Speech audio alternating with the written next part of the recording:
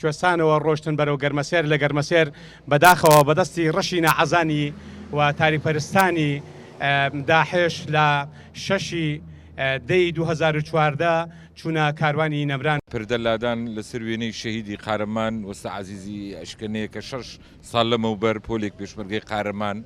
لە کۆباشی شەهید بوون لە ئەنجامی تەقینەوەیە کە لە سنگەرەکانی پێشەوە دابوون ئەو شەهیدە قارەمانانە بۆ بەرگریکردن لە خاک و نیشتیمان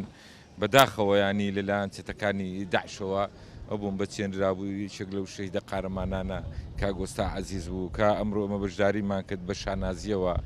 کە بنەماڵێکی تێکۆشەر و قارەمان ئەوە ئەو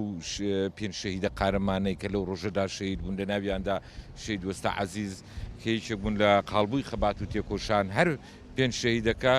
پێشمەرگەی کۆن تێکۆشەری قارەمان لە زەڕوڕێتێک وای لێکردن کە ئەوڕۆ چۆن لە سەردەمی شاخدا ئەوانە کە پێشمەرگەی کۆن بوون بە پێویستیان زانی بوو لە پێناو میلەتەکەیاندا چوونە سەنگەری پێشەوە بە هەمان شێوە کە چەکدارانی داعش هێرشیان کردە سەر خاک و خەڵکی کوردستان ئەو شەهیدە قارەمانانەوە لە ناویاندا شێت وەستا عەزیز و هاوڕێکانی چوونە لە دەڤەری پشدەرەوە لە چۆن دەڵێ لە کوێستانەکانی پشدەر و قەڵاتجێەوە سەریان هەڵگرت و چوون